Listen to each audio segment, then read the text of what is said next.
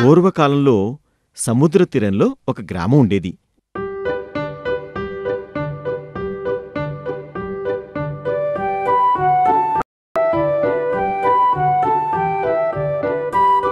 అక్కడ ఒక కాకుల గుంపు నివసిస్తూ ఉండేది.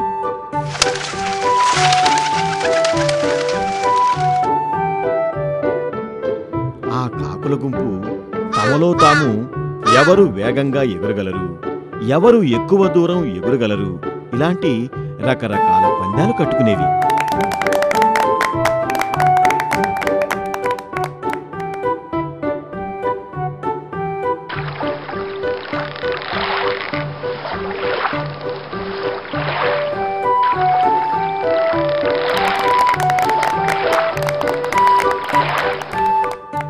ఆ పందాలన్నిట్లోనూ ఒక కాకి విజయం సాధించేది. ఆ కాకి ఉత్సాహంగా ఉండటమే కాక రకరకాల విన్యాసాలు చేసేది.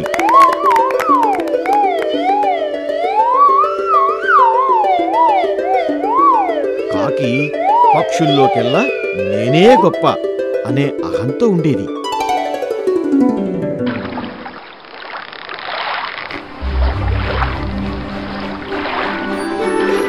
ఒకరోజు హంసల గుంపు వలస వెళ్తూ ఆ ఒడ్డున విశ్రాంతి కోసం ఆగాయి.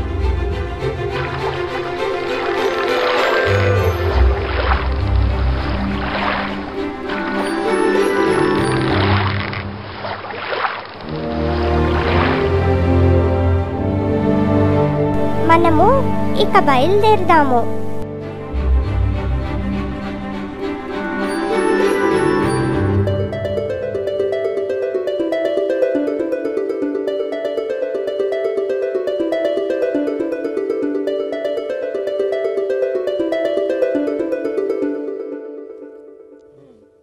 ఎవరు మీరు? ఎక్కడికి వెళ్తున్నారు? మేము ఈ దేశం నుంచి వేరొక దేశానికి వలస వెళ్తున్నాము.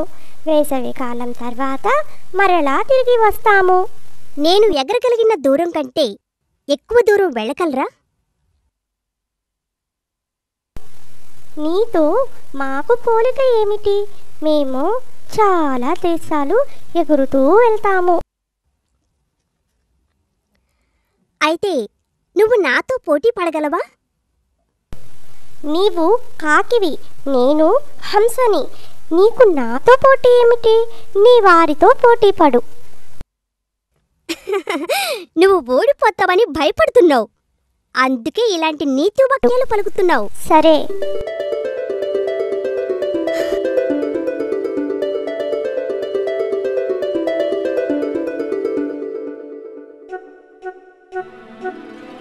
పోటీ మొదలైంది.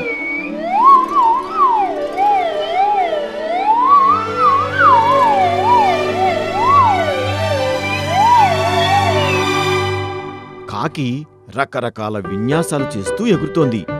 హంస మామూలుగా ఎగురుతోంది.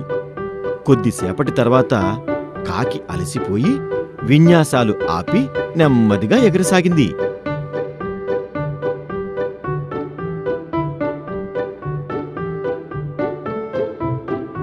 అలా ఎగురుతూ ఎగురుతూ సముద్రంలో చాలా దూరం వెళ్ళాయి. చాలా ఆయాసంగా ఉంది. విశ్రాంతి తీసుకోవడానికి దగ్గరలో ప్రదేశమే లేదు.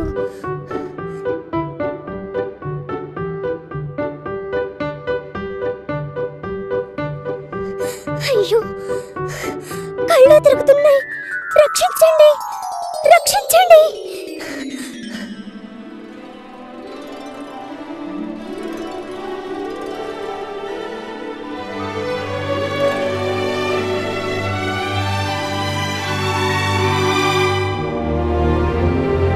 గర్వంతో ఇతరులను అవమానించాలని చూస్తే ఇటువంటి అవమానమే ఎదురవుతుంది.